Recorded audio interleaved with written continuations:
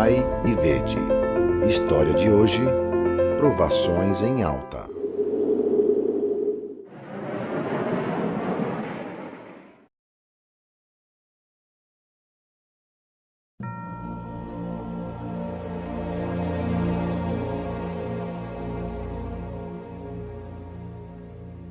Desde muito jovem, eu fiquei responsável pela minha mãe. E eu já namorava a Cristina. Depois de 5 anos, nós concordamos em nos casar. E ela tinha conhecimento de que eu era responsável pela minha mãe. Muito felizes, nos casamos e fomos morar na casa da minha sogra. Meu esposo era responsável pelos gastos dessa casa desde muito novo.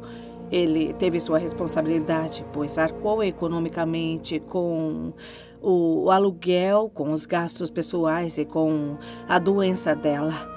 De todos os modos, eu fui morar com eles, pensando que meu casamento seria cheio de alegria e responsabilidades.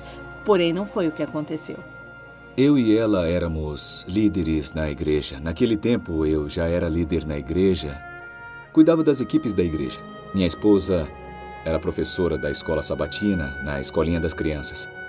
Ela também foi diretora do Ministério da Criança naquela época. E nós realizávamos nosso trabalho na igreja, normalmente. Quando eu fui morar com a minha sogra, queria ter um lar feliz. Porém, infelizmente, ela tinha muitos ciúmes de mim e eu muitos ciúmes dela. Eu não conseguia cuidar das minhas responsabilidades na totalidade, porque minha sogra queria lavar, passar e continuar cuidando dele como sempre foi o filho dela preferido. Era como se fosse o esposo dela. Então, eu não conseguia ter esse espaço para ser uma esposa responsável. Para mim era muito importante ficar com a minha mãe. Eu gostava muito de ir no quarto dela enquanto minha esposa estava dormindo. Eu ficava lá com a minha mãe, assistindo a um filme, conversando com ela, passando o tempo. O tempo que era da minha esposa, o que deveria ter sido da minha esposa, acabou sendo da minha mãe. Eu insisti de novo, mas o Dani não escutava. Então, eu tomei uma decisão: terminar o meu casamento e me separar. Mas antes eu tinha que dar uma notícia. Tinha que contar para ele que eu estava grávida. Eu fiquei surpreso quando a minha esposa me deu essa notícia.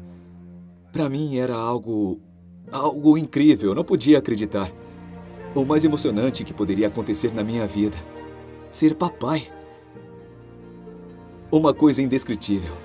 Mas eu falei com a minha esposa, tentei tranquilizá-la, disse a ela que as coisas vão se acalmando aos poucos. Eu pensei que a resposta às orações era o bebê que estava a caminho.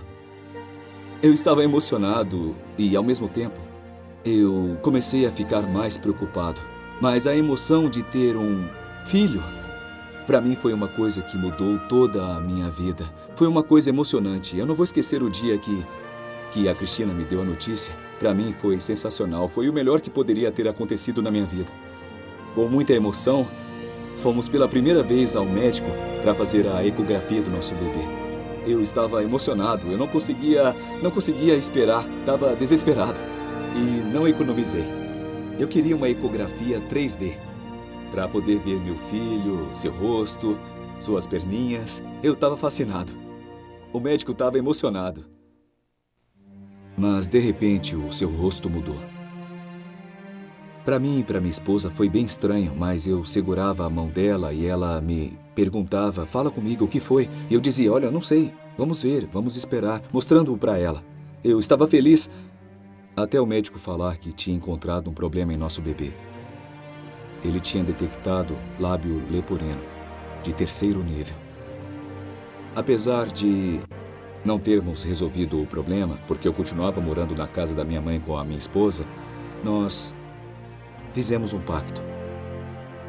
Um pacto de levantar todas as manhãs, às 5 da manhã, para orar para que Deus realizasse um milagre na vida do nosso filho. A situação espiritual melhorou. A gente levantava sem falta todas as manhãs, às 5 da manhã. Nós orávamos 1 hora para que Deus fizesse o milagre de fechar a ferida que o nosso filho tinha no rosto. Eu entendi que aquele momento era bem delicado e devíamos continuar com o pacto e nos apoiamos em Deus pela saúde da nossa filha. Buscai primeiro o reino de Deus e sua justiça, e todas essas coisas vos serão acrescentadas.